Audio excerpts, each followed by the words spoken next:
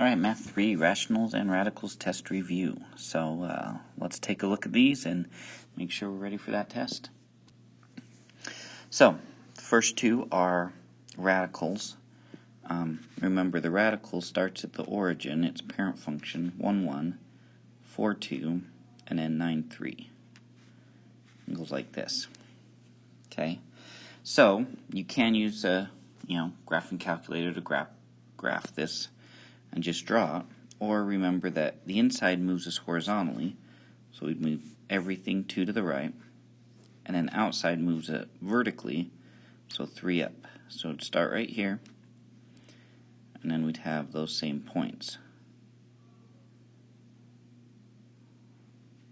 And so it would look like this. So in this case, there's actually no x-intercept or y-intercept. Okay? The domain would start at x value of 2 and go to positive infinity. So 2 to positive infinity. Then the range would start at 3 and go up to positive infinity. So 3 to positive infinity. And there's our first one. Okay, the second one, we'd move to the left 5. So starting at the origin, move to the left 5 and down 1. So we'd start right here. Then we'd move this up 1, 1, move to the right 4 from our original point, then up 2. And if we keep going from here, we could go out 9 and up 3, so right there.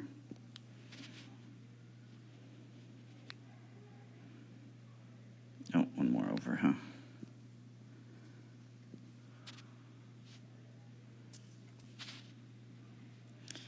And we draw that one. So now we do have an x-intercept and a y-intercept. Okay, pretty easy to see the x-intercept is going to be 4, 0. Okay, the domain would start at -5 at -4, 0, huh? So start at -5 and go to positive infinity. The range starting at -1 and going up to positive infinity. Now, if you're using a calculator to graph it, you could trace the graph and figure out what that y-intercept is, or just realize that to get the y-intercept, the output, you would make the input, the x, equal to 0. So 0 plus 5, we'd have square root of 5 minus 1. And then using a calculator, we can figure out what the square root of 5 is, and then just subtract 1 from it.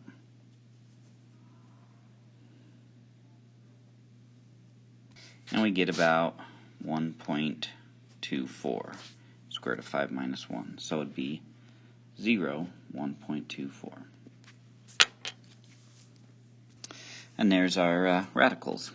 Okay, now for our rationals, let's start with number 4. Okay, so we look at the degrees for horizontal asymptote. They're the same. So we take the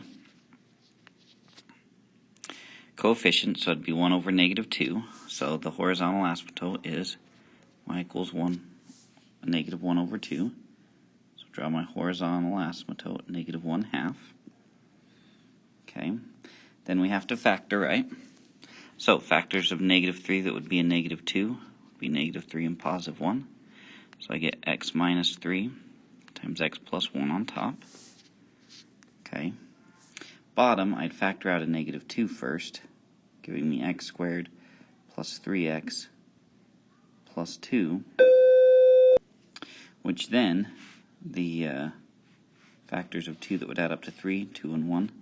So I'd get -2 times x plus 2 times x plus 1. Okay. Notice something now because of number 3. We had a degree of 2, there's 2 x's multiplied. Degree of 2, 2 x's multiplied. So here, pay attention to that to help you find the degree on that one. So then, these cancel, so for a whole, x plus 1 would equal 0. Subtract 1, we get x equals -1. Take the remainder and plug in the -1 for the y value. So I'd have -1 minus 3 over -2 times -1 plus 2. So I get -4 over -2 times 1. So -4 over -2 would be +2. So a whole at -1, +2 right there. Okay. Then vertical asymptotes, we just have the 1 here. We don't really pay attention to that -2, so it would be x plus 2 equals 0, which would give us -2. So at -2, I would draw my vertical asymptote. Then x-intercept, we take the x minus 3 and set it equal to 0. We get x equals 3, so at +3, have an x-intercept. Okay, so at 3, 0. And then we would sketch it. It'd look something like that.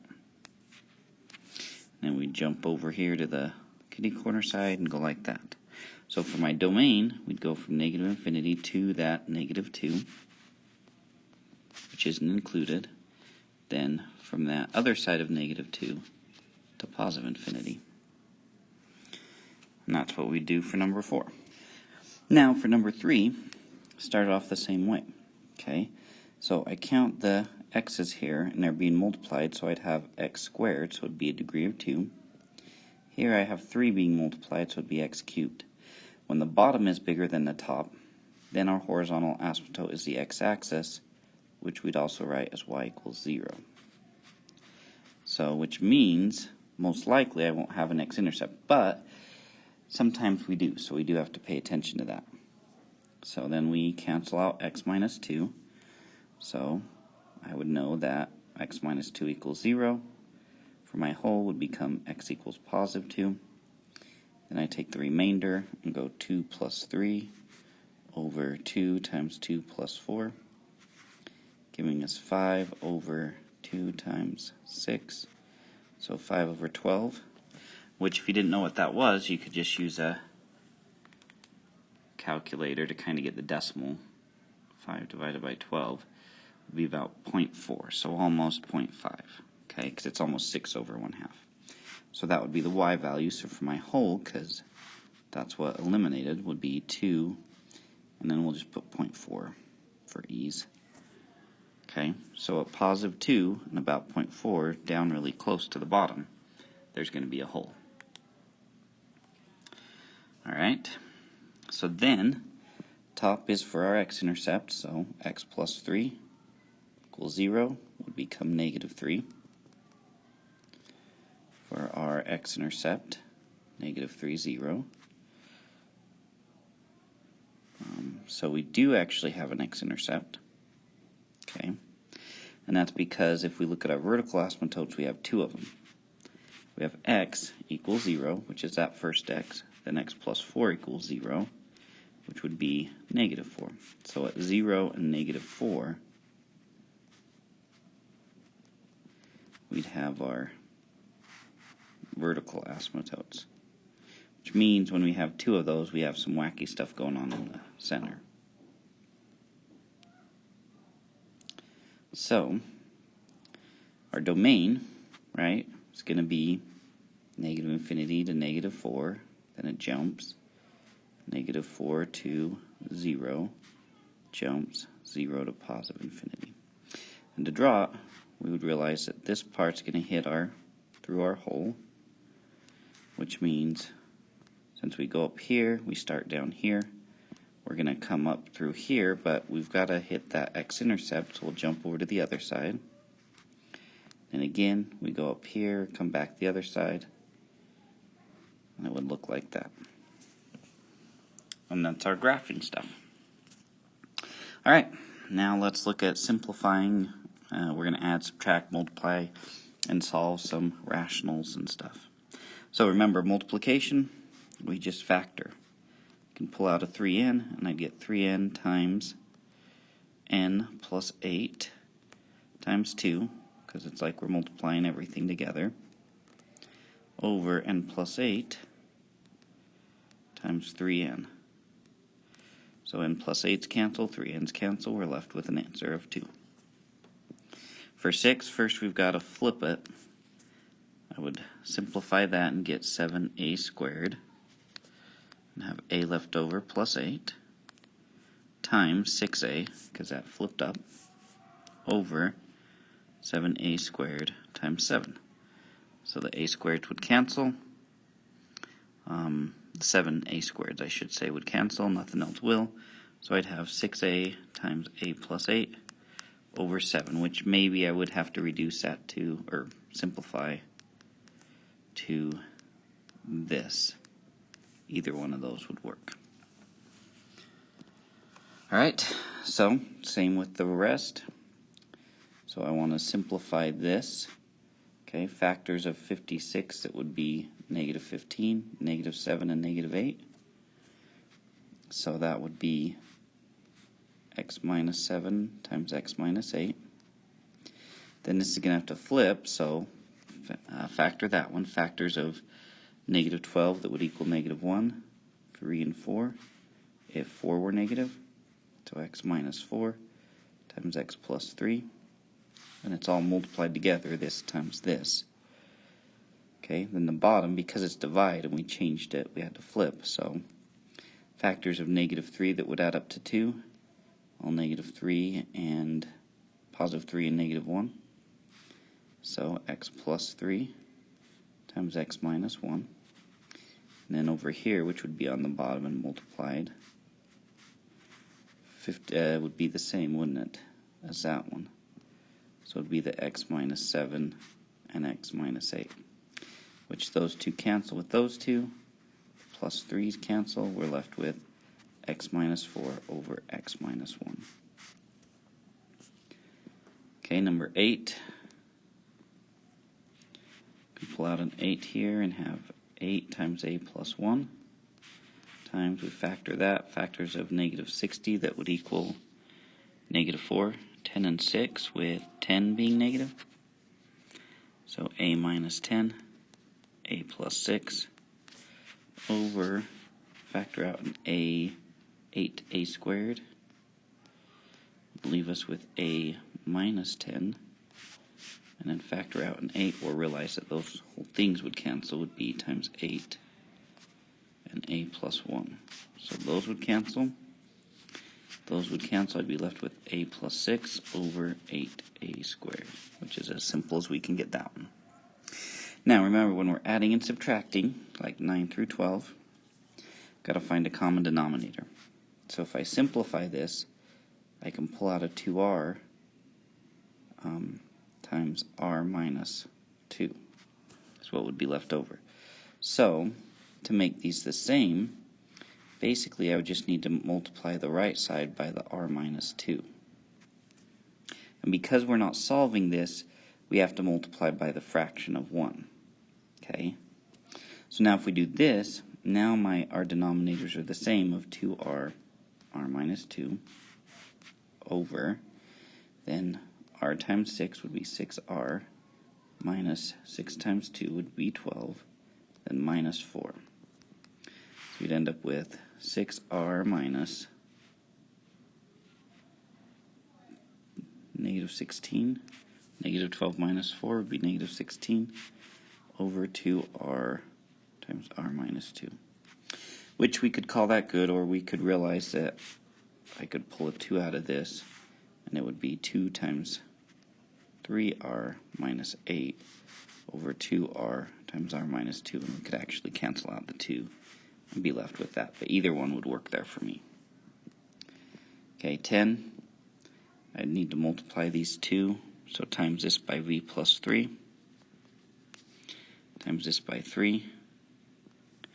We get 15 over 3 times v plus 3, plus 4 times v is 4v, 4 times 3 is 12, over the 3 times v plus 3. So combine 15 plus 12, we'd get 4v plus 27 over 3 times v plus 3. And that's, could we multiply that through? Yeah, we could, but we don't need to. Okay, 11, we're just going to have to multiply by each one opposite it. So I'd get those as my common denominator, x minus 2 times x plus 1. On the top, 3x times that x would be 3x squared. 3x times negative 2, negative 6x. plus 3 times x, 3x, plus 3 times 1 would be 3. Simplify that, 3x squared minus 3x plus 3 over x minus 2x plus 1. We could call that good. We could realize that we could factor out a 3 on the top, but I don't think that would be able to simplify, so we'll call that good. Okay, then number 12. This is like 2 times n, or 2n times n plus 2. So I just need to multiply this by n plus 2 to make them match up. So common denominator of 2n times n plus 2, then n plus 3. Now negative 5n times n would be a negative 5n squared. Negative 5n times 2, negative 10n. Then simplify negative 5n squared first. Negative 10 plus n, negative 9n, plus 3, over 2n times n plus 2, and we'll call that good. And that's all I expect us to get to on those addition and subtraction ones. Okay, then solving radicals. Remember, got to get the radical all by itself first. So we'd have square root of v over 8 equals 12 times 10, which would be 120. Then we, minus, that would be 2. Then we square everything. So we get v over 8 equals 4 times by 8. We get v equals 32. Okay, on 14, we'd subtract 13 from both sides, giving us 3 equals square root of a minus 11.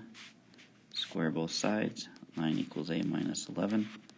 Add 11. And we get 20 equals a.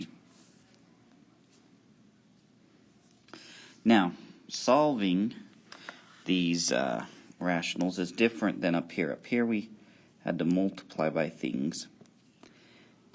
And we had to multiply by them on the top and bottom. Here we just recognize what we can multiply everything by to get rid of the fractions. So n minus 2 is 1, and n. So I'm going to have to multiply by n times n minus 2 on everything. So that's what I do. And because it's an equation, I do it to every piece, and that causes it so that it still works out, and I don't have to multiply tops and bottom. So n minus 2's cancel, so I get n times n squared minus n times negative 1, so negative n, equals n squareds cancel, 1 times n is n. Okay, then the n's cancel, and I get minus n times n, which is n squared, n times negative 2, negative 2n, negative 6 times n, negative 6n, negative 6 times negative 2, positive 12. Okay, then we simplify negative 2n and negative 6n to be a plus 8n plus 12. But because we're subtracting that part, this minus basically gets applied to every piece. So n squared minus n equals n minus n squared minus 8n minus 12. Then we want to get everything on the same side. So I add an n squared, so 2n squared. Okay, n minus 8n would be a negative 7n, so add 7n to both sides, and we get plus 6n equals, add 12, plus 12 equals 0. Factor out of 2.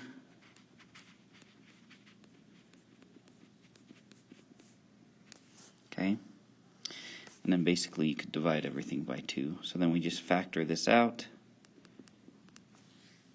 and say factors of 6, it would be 3. Okay, and I'm not sure if we have any easy ones. It's 1 and 6, 2 and 3. Okay, so in that case, this is one where we can't solve just by factoring. So what I would do is graph it and find its 0. And I tried to graph it and nothing worked, and I just had to look back and realized I made a really stupid mistake, which some of you probably saw. That right there should have been a negative 8n, because it was negative 6 and negative 2, which would have caused this to be a positive 8n, which would have made that a positive 9n, which means we would have subtracted 9n, meaning I would have had 2n squared minus 10n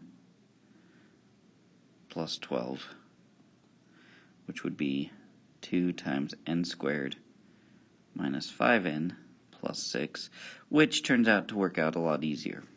Because as we divide by 2, get rid of that, factors of 6, it would be negative 5, negative 2, and negative 3.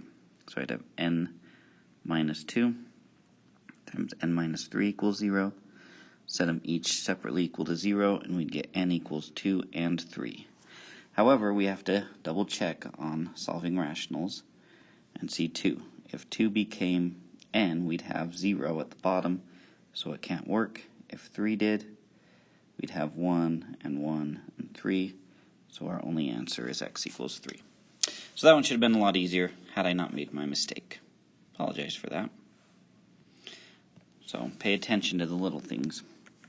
Okay, so number 16, I'm just going to times by 2m plus 8 to everything.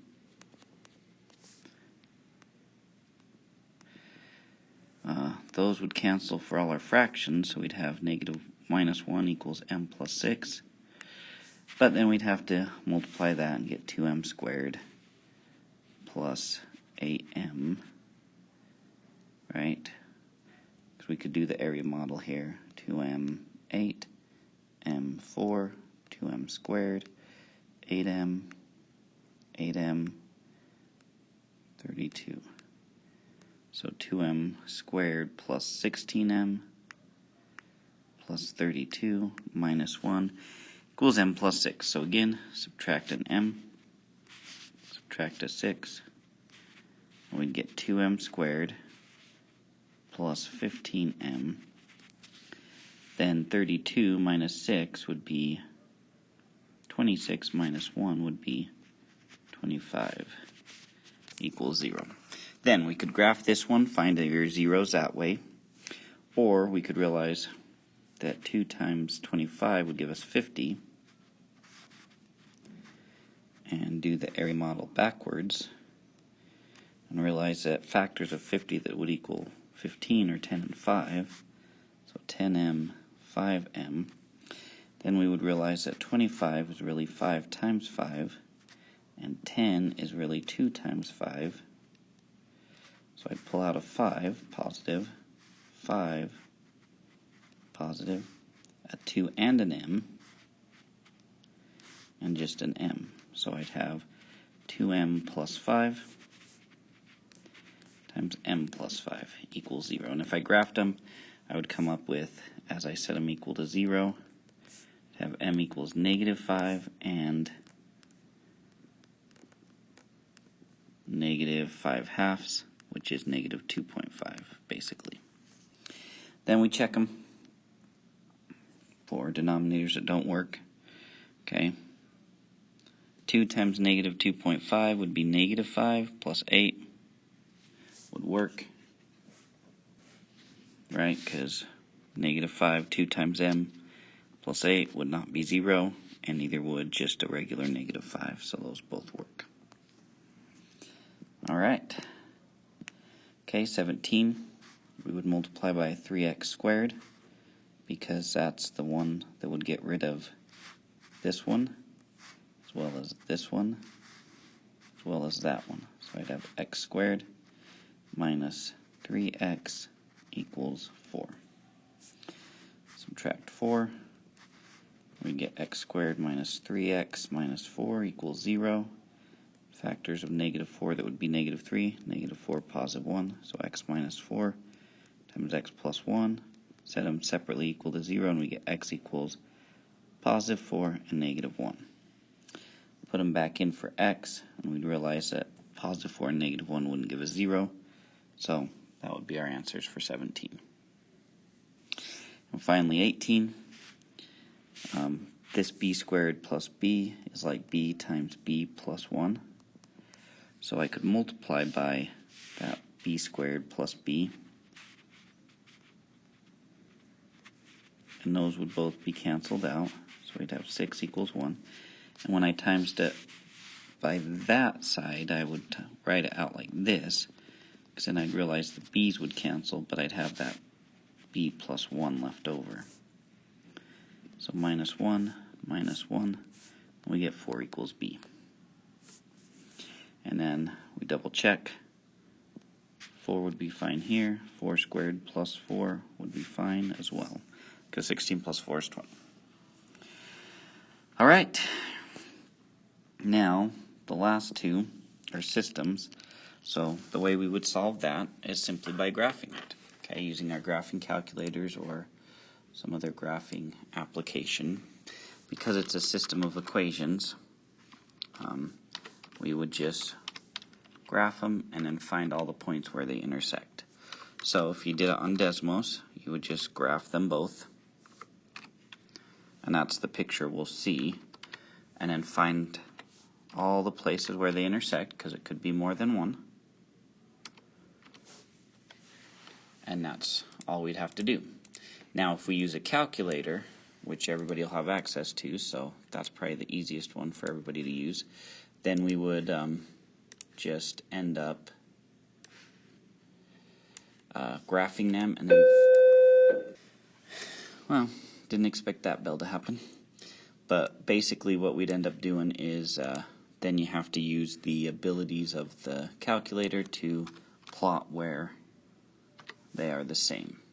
So on that first one, we type it in and graph it and get this. So I just typed them in as I see them, and that's what you would do in the graphing calculator. You'd just type that in. Then you'd have to go menu, analyze graph, intersection point, and we'd find where they intersect, which there's 3 of them. 1, 2, and 3. Now, could there be more? Yeah, so maybe we'd have to zoom out and see, but I should know that linear is going to keep going in these 2 directions, and that exponential will keep going up here or over this way.